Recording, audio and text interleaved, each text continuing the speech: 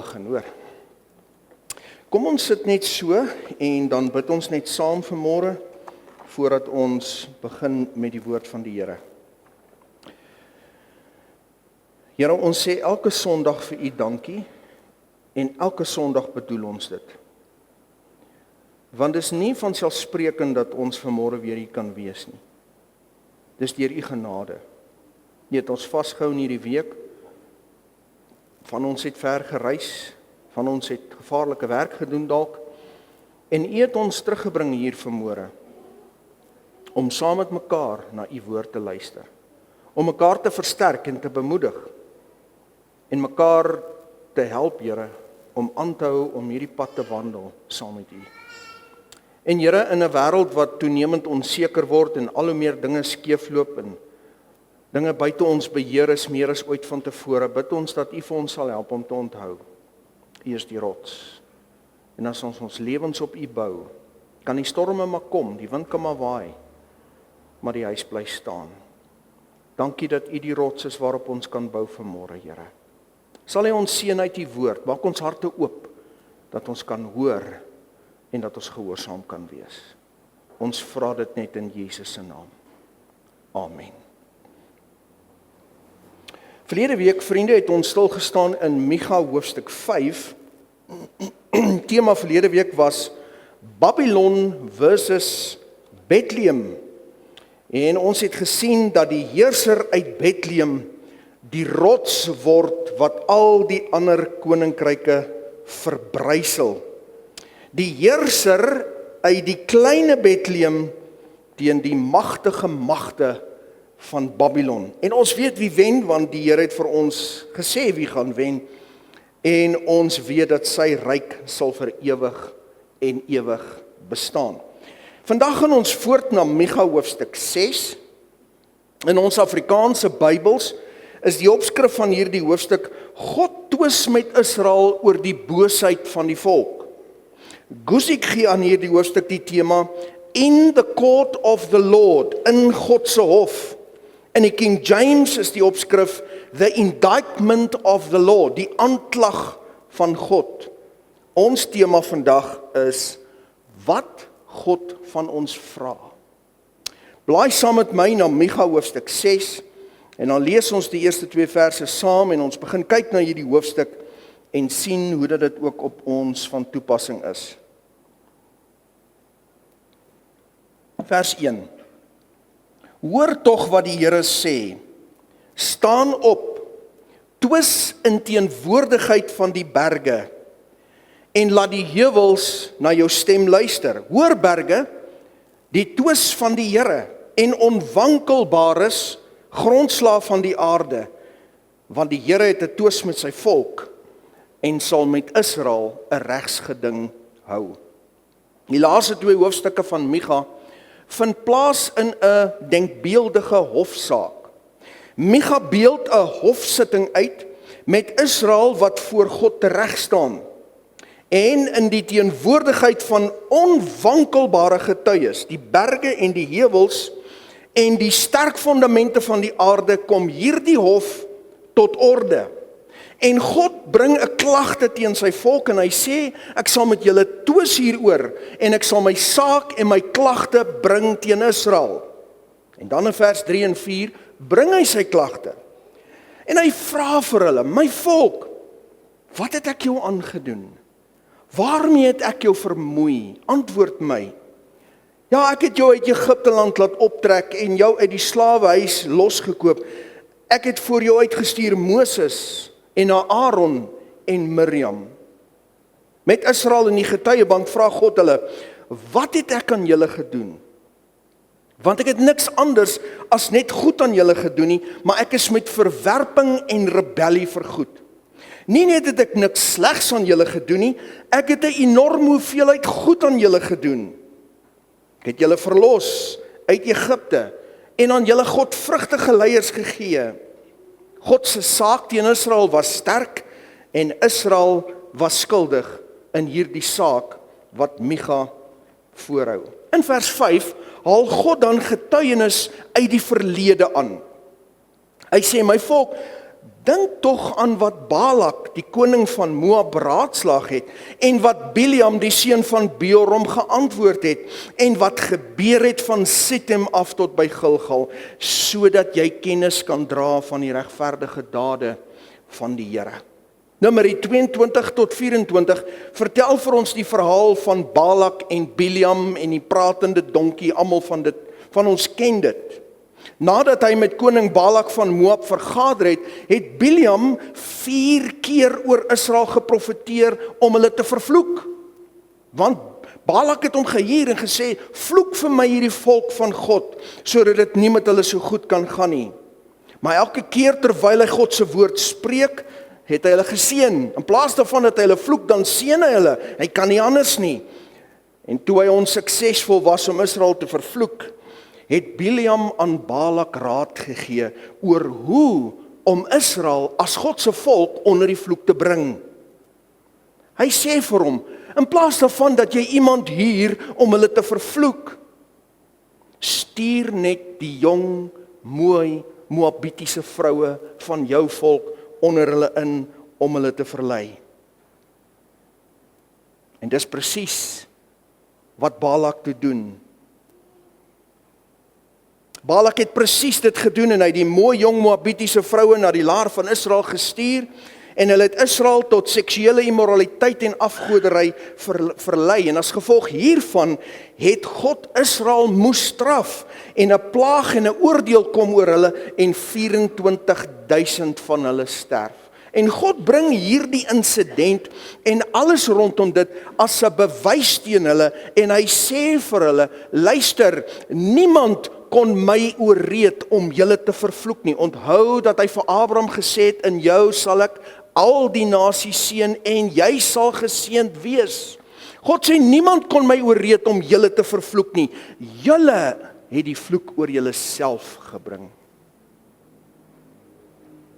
In die profeet se hofsaal het God vir Israel gewys dat as hulle op enige manier vervloek voel, dit geheel en al deur hulle eie toedoen was. In vers 6 en 7 vra die volk dan wat hulle moet doen en hulle vra dit nie op 'n mooi nederige manier nie. Hulle is heel onthuts. Hulle het 'n lelike houding. Hulle vra in vers 6 en 7: waarmee sal ek die Here tegemoet gaan en my buig voor die hoë God? Sal ek hom tegemoet gaan met brandoffers en met jaaroud kalwers? Sal die Here 'n behae in duisende ramme en 10,000 strome van olie? Sal ek my eersgeborene gee vir my oortreding, die vrug van my liggaam vir die sonde van my siel?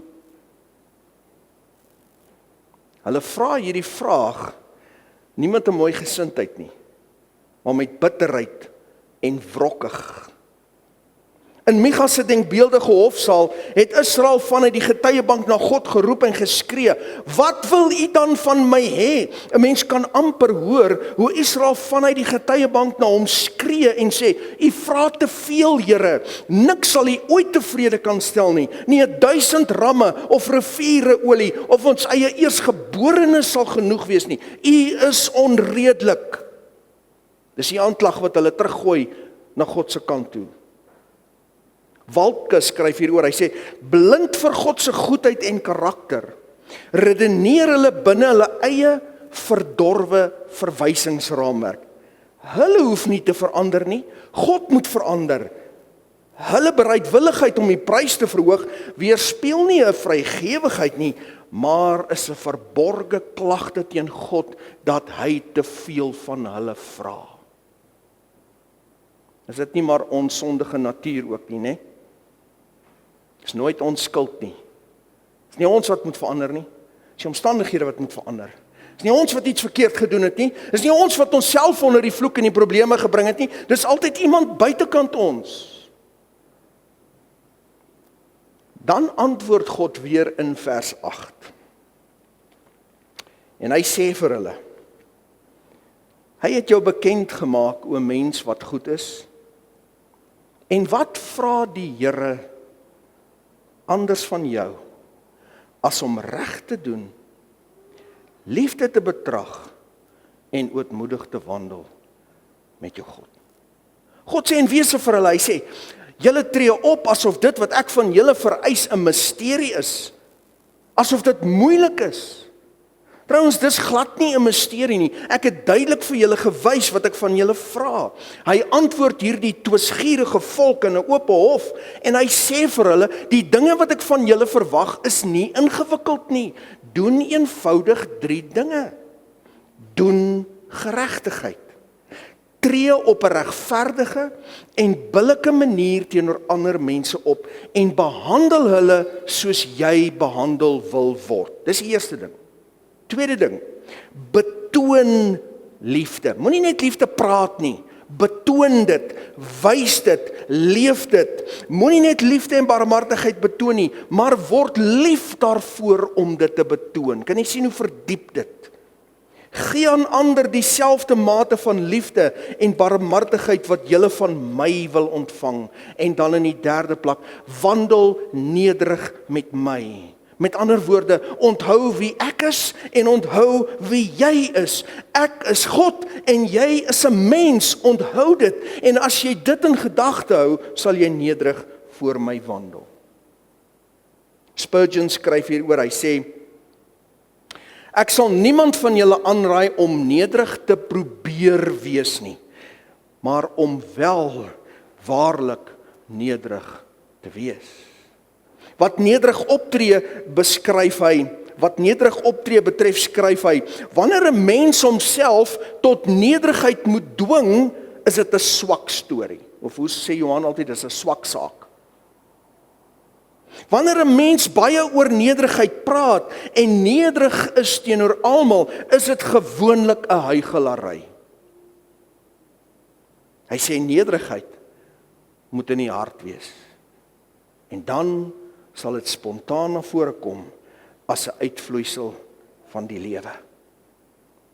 Hy het 'n preek daaroor gepreek, Micha se boodskap vir vandag, Spurgeon, en hy skryf die volgende. Hy sê, wandel nederig wanneer jy geestelik sterk is. Wat gebeur met ons so dikwels wanneer ons geestelik sterk is en in oorwinning lewe, dan word ons so maklik hoogmoedig. Hy sê, wandel nederig wanneer jy geestelik sterk is.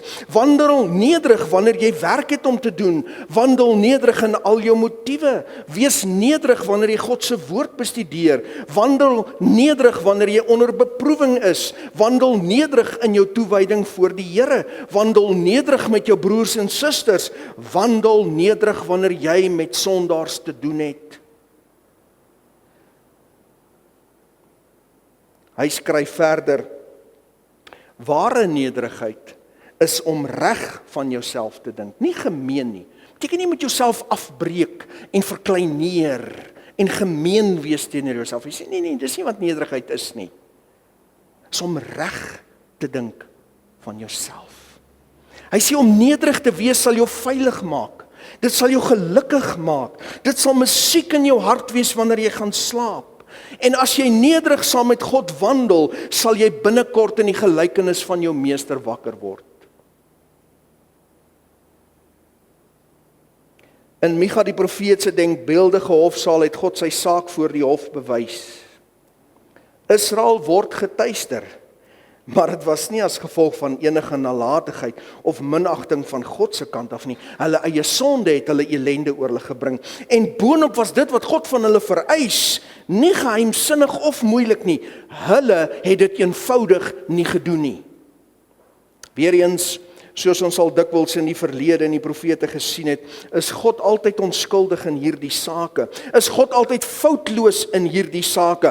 Altyd en ewig onkreukbaar in sy karakter, anders as ons hoogmoedige mense. Hulle poging om 'n aanklag teen God terug te loods, het fabelagtig in hulle gesigte ontplof. Want God maak nie foute nie. God is sondeloos heilig. God is 1000% goed en foutloos in beheer. In die tweede helfte van hierdie hoofstuk hoor Micha die stem van God wat roep in die strate en God sê dit hard en duidelik. Hy sê vir hulle, ek sien julle sonde en julle ongeregtigheid, vers 9 tot 12. Die stem van die Here roep tot die stad. Dit is heilsaam om die naam te vrees. Hoor die roede en wie dit bestel het. En dan gee hy nog klagtes, hy sê, is daar nog altyd in die huis van die goddelose skatte van onreg, en 'n skrale Eva wat vervloek is? Sal ek rein kan wees by 'n valse weegskaal, en by 'n sak vol bedrieglike gewigte, hulle het mekaar verkil in besigheid, want die rykes in die stad is vol geweld, en die inwoners daarvan spreek leentaal, en hulle tong is bedrog in hulle mond. God waarsku hulle. Hy sê, ek sien wat julle doen. C.S. Lewis het hieroor geskryf in sy boek Die Probleem van Pyn. Luister mooi wat sê hy.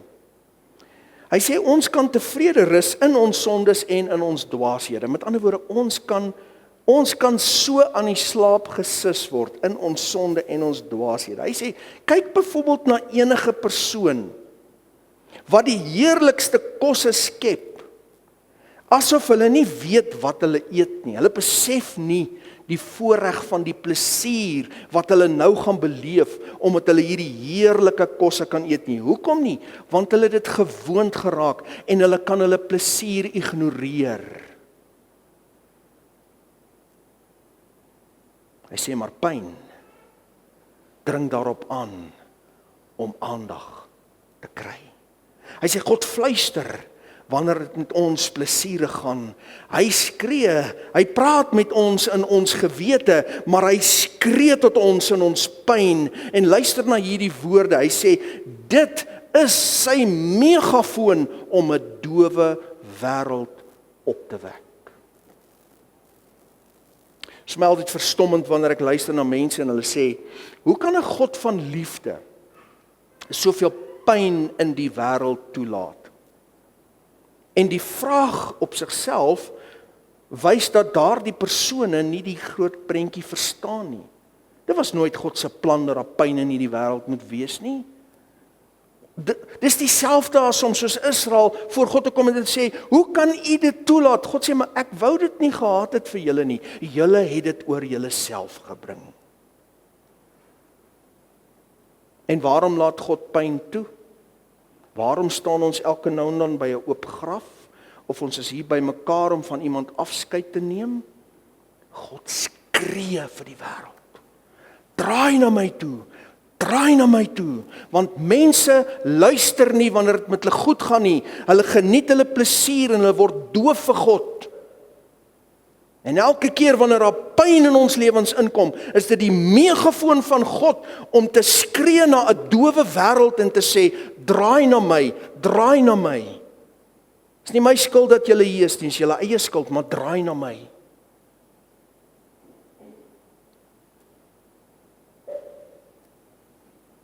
In vers 13 tot 16 spreek Micha God se oordeel uit oor sy bose en gierige volk. Vers 13 sê, so slaan ek jou dan ook met 'n smartlike wond, met verwoesting weens jou sondes. En kyk net hier, hy sê, jy sal eet, maar jy sal nie versadig word nie.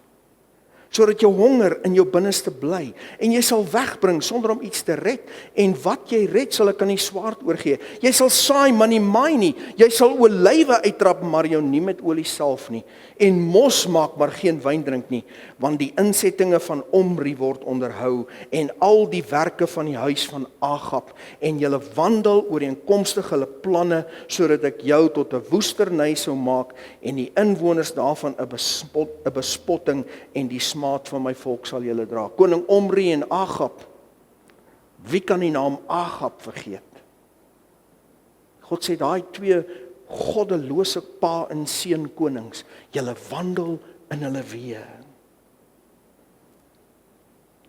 God kommunikeer so duidelik in hierdie gedeelte met sy volk en met ons. En dit is nie moeilik of ingewikkeld nie.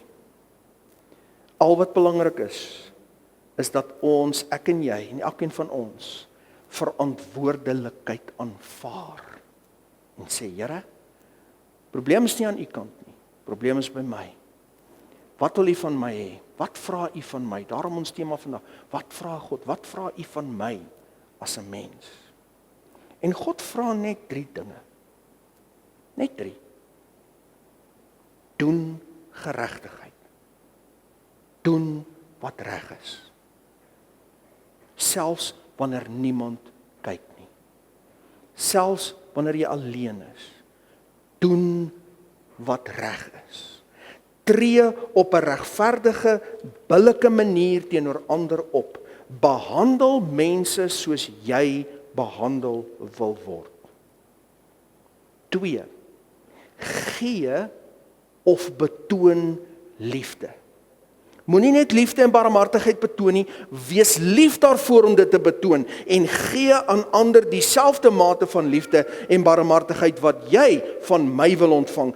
Wandel nederig met jou God. Nommer 3, onthou wie ek is, onthou wie jy is. As jy dit in gedagte hou, sal jy nederig voor my wandel.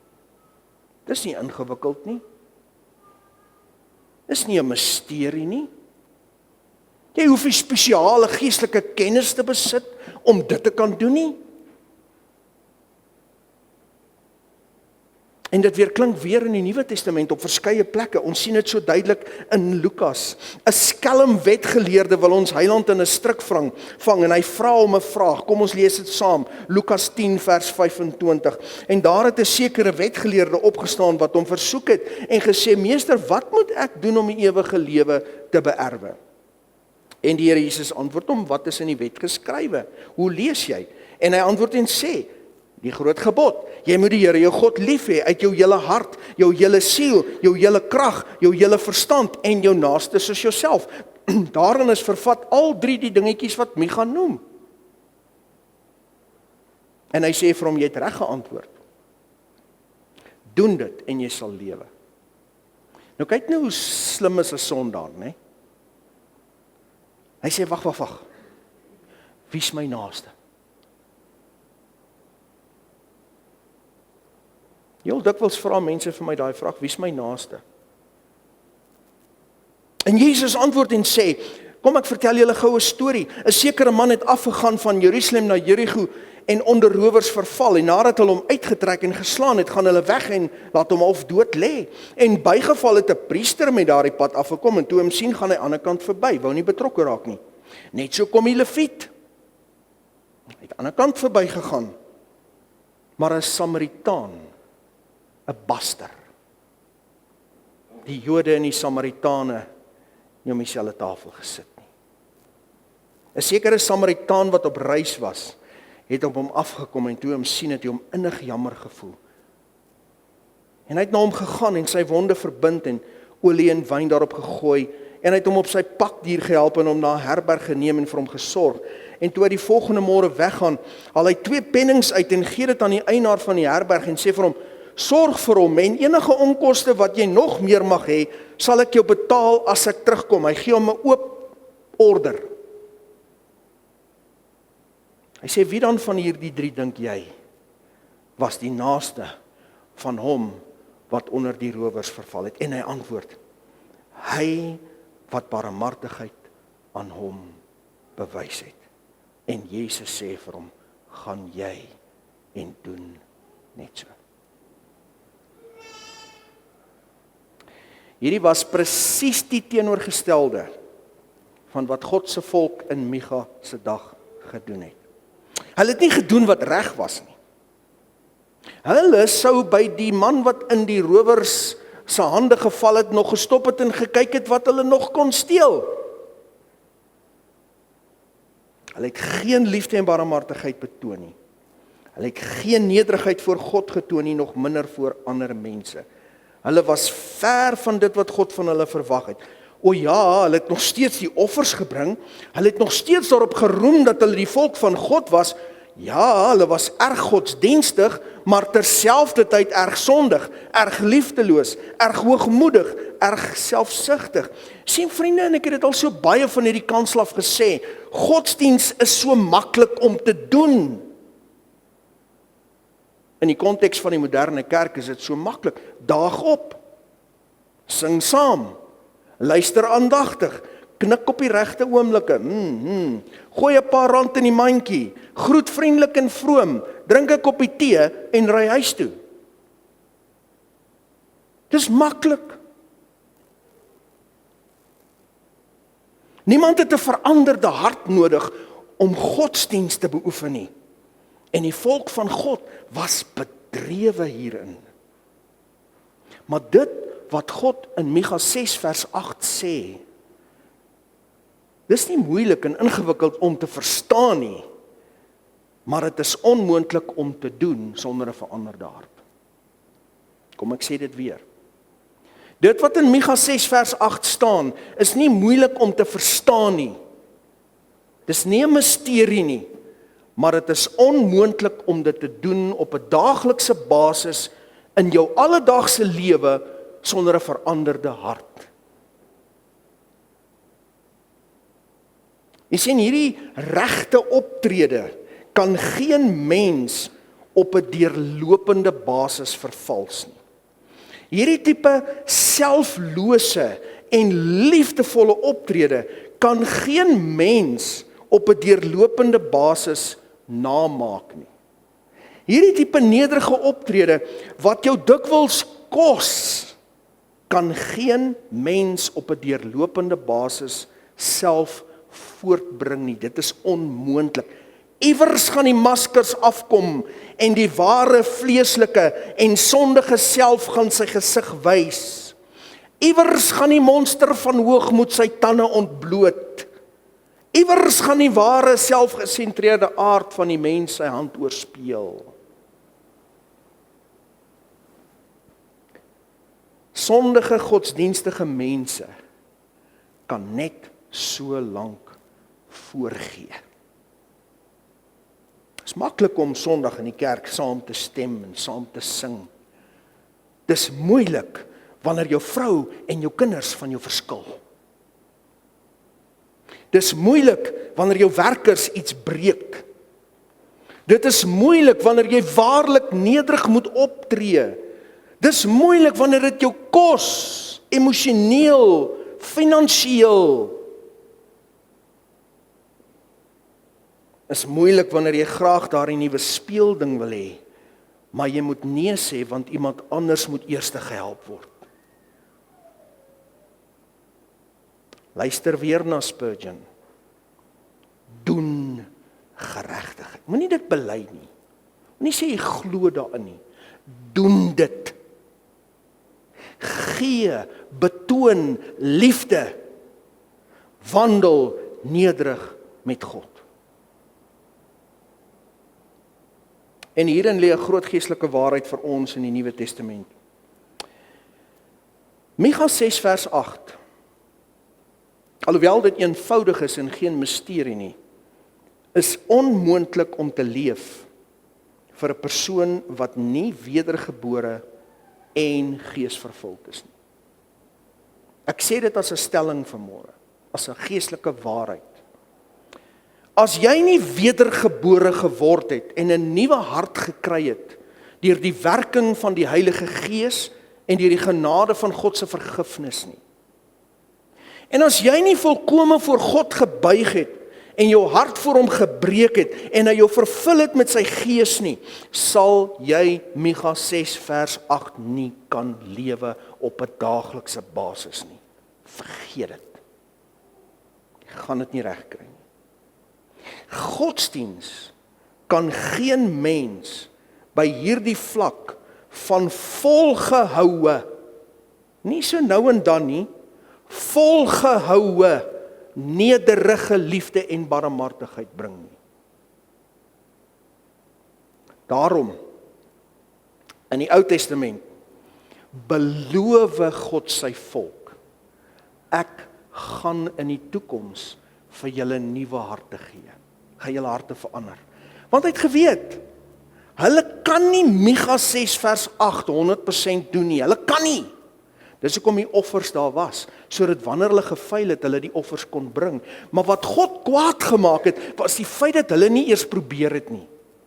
Hulle het nie eens probeer om hom gehoorsaam te wees nie. Hulle was sommer net boos. Luister net na hierdie beloftes, Esegiel 11. Vers 17 tot 20. Daarom, so spreek die Here, Here, ek sal julle bymekaar maak uit die volke en julle versamel uit die lande waarin julle verstrooi is en aan julle die land Israel weer gee. Ons sien dit gebeur. Hy sê, en hulle sal daarna toe kom en al sy verfoeisels en al sy gruwels daaruit verwyder. Ons het verlede week gesien, God gaan hulle reinig. Nou luister mooi vir verskoning vers 19. en ek sal hulle een hart gee, en 'n nuwe gees in julle binneste gee, en ek sal die hart van klip uit hulle vlees verwyder, en hulle 'n hart van vlees gee, sodat hulle in my insettinge kan wandel, en my verordeninge kan hou, en dit doen, en hulle sal vir my 'n volk wees, en ek sal vir hulle 'n God wees. Dit kom nog, in die 1000 jaar vrede. Jesegiel 36, vers 25, dan sal ek skoon water op julle giet, sodat julle rein kan word. Ek sal julle 'n nuwe hart gee en 'n nuwe gees. Die hart van klip wegneem en julle hart van vlees gee. En ek sal my gees in julle binneste gee en maak dat julle in my insettinge wandel en my verordeninge onderhou en dit doen. Miskien vra jy vanmôre, en ek is besig om na die einde van hierdie boodskap toe te beweeg, kan ons in die Nuwe Testament na die uitstorting van die Heilige Gees dan so lewe? Kan ons die standaard van Micha 6 vers 8 op 'n deurlopende basis lewe? En die antwoord is duidelik ja. Dit is wat God van ons vra. En inteendeel, dit is die normale Christelike lewe. Dit is hoe bloedgewaste kinders van die Here lewe. Dis die alledaagse optrede van die wedergebore en gees vervulde persoon. Doen wat reg is, selfs wanneer niemand kyk nie. Betoon liefde en barmhartigheid, ook aan mense wat nie soos jy is nie. Wandel nederig saam met God en nederig saam met ander mense. En dit kom van binnekant af, buitekant. Nie soos godsdiens van buitekant af probeer dit inkom in 'n hart wat vol sonde is. Dit kan nie werk nie. Dit kom van binnekant af uit. Daarom is dit onmoontlik vir 'n godsdienstige persoon om so te lewe, want die hart is onveranderd.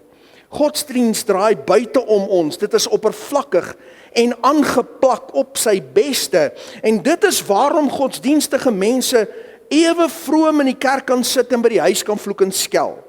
Saterdag aand tipsie op die dansbaan en Sondagoggend in die diakenbank. Dis godsdiens. Dis hoe dit lyk. Hoogmoedig en selfgesentreerd terwyl ons op die kerkraad sit. Micha 6 vers 8 is onmoontlik vir hierdie persoon om te lewe. Hier kan jy nie, soos hulle in Engels sê, fake it till you make it nie. Is mos 'n baie gunsteling sê ding in die verkoopswêreld. Fake it till you make it. Nie Micha 6 vers 8 nie. You cannot fake it. Jy kan Micha 6 vers 8. You cannot fake it.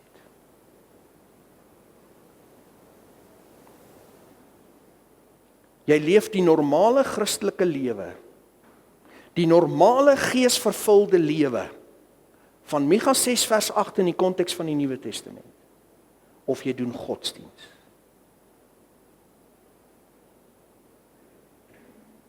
Hoe weet ons dit? Paulus beskryf dit mooi in Romeine 8. Luister na hierdie woorde, daar is dan nou geen veroordeling vir die wat in Christus Jesus is nie. Vir die wat nie na die vlees wandel nie, maar na die gees.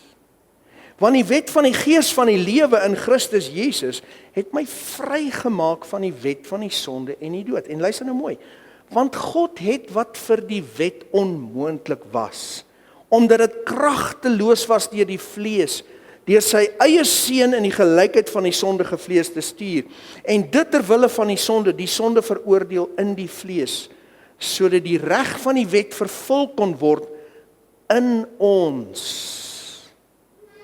wat nie na die vlees wandel nie, maar na die gees. Want dit wat vleeslik is, bedink vleeslike dinge, maar die wat geeslik is, geestelike dinge. Want wat die vlees bedink is die dood, maar wat die gees bedink is lewe en vrede. Omdat wat die vlees bedink vyandskap teen God is, want dit onderwerp hom nie aan die wet van God nie, want dit kan ook nie. Dink aan Israel in die hofsaak in Micha se hoofstuk 6. Hulle kan hulle nie aan God onderwerp nie. Romeine 8 vers 8, en die wat in die vlees is, kan God nie behaag nie. Julle is egter nie in die vlees nie, maar in die gees, as naamlik die gees van God in julle woon. Maar as iemand die gees van Christus nie het nie, die behoort nie aan hom nie. Maar as Christus in julle is, dan is die liggaam dood vanweë die sonde, die gees lewe vanweë die geregtigheid. En as die gees van hom wat Jesus uit die dode opgewek het in julle woon, dan sal hy wat Christus uit die dode opgewek het ook julle sterflike liggame lewend maak deur sy gees wat in julle woon. Daarom, broeders, is ons skuldenaars nie aan die vlees om na die vlees te lewe nie, want as julle na die vlees lewe, sal julle sterwe. Maar as julle deur die gees die werke van die liggaam doodmaak, sal julle lewe, want almal wat deur die gees van God gelei word, die is kinders van God. Daarom moet die gees van God in ons harte wees. Daarom moet ons 'n veranderde hart hê. Die hart van die vark moet uitgehaal word en die hart van die lam moet ingesit word. Godsdiens kan nie jou hart verander nie. Waartoe sal die Gees ons dan lei? Om te doen wat reg is. Om liefde te betoon. Altyd en alles. Alles wat 'n bloedgewaste, geesvervulde kind van God doen, word gemotiveer deur liefde. Liefdelose optrede pas nie by bloedgewastes nie. Selfgesentreerde en selfsugtige optrede pas nie by bloedgewaste kinders van die Here nie. Aan ons is genade en barmhartigheid betoon, en daarom betoon ons genade en barmhartigheid. Wandel nederig met God. As geredde sondaar weet jy dat jy niks het om op te roem nie. Roem en hoogmoed is in elk geval die kern van godsdiens. Ons is deur genade gered. Ons wandel nederig met God en mens. Ons het geen houding nie. Ons laat nie katterigheid toe nie. Daar's geen selfvoldaanheid nie. Niks van dit nie. Want dit is doodgemaak deur die Heilige Gees. En ons is vervul met sy vreugde en met sy liefde. Uit genade is jy gered. Dit nie uit jouself nie. Dit is 'n gawe van God. Die volk van God sal eendag ook die voorreg hê om ons Here Jesus as verlosser en saligmaker aan te gryp. En ook hulle sal die geesvervulde lewe kan lewe in die millennium. Dit is die beloftes van God in Jesegiel aan hulle. Maar vir ons, vir my en vir jou, is dit die normale Christelike lewe. Ons doen wat reg is, in liefde, en altyd nederig saam met God. En as ons miskien iewers gefaal het, sy bloed reinig ons weer. En ons vra om verskoning en ons sê, Here, ekskuus. Ek het gefaal. Vul my weer. Was my. En die Gees van God gaan voort. En ons doen wat reg is. Ons betoon liefde. Ons wandel nederig met God. Ons doen wat reg is. Ons betoon liefde. Ons wandel nederig met God. Dag vir dag vir dag. As 'n lewenswyse. Nie op 'n Sondag as ons in die kerk is nie. Kan ek jou vra vandag, en hiermee sluit ek af, is jy nog godsdienstig? Dan sal jy ook soos die volk in Micha se hofsaak op 'n stadium gefrustreerd vir God sê, U verwag te veel van my, ek kan nie dit doen nie. En dis goed dat jy dit sê, want niemand kan dit doen nie. Maar as jy jou bekeer en nederig jou sonde kom bely, en as jy jouself in nederige en kinderlike geloof volkome aan hom kom oorgee en jouself neerwerp voor sy voete, sal hy jou wederbaar en jou nuut maak, aan jou 'n nuwe hart en 'n nuwe binneste gee, en jou volkome vul met sy Heilige Gees, en dan word Micha 6 vers 8 vir jou die normale Christelike lewe. Niks snaaks nie. Niks misterieus nie. Geen moeite nie. Die Gees van God in ons leef dit. Kom ons bid saam. Here, ons kan dit nie op ons eie doen nie. Die standaard is te hoog.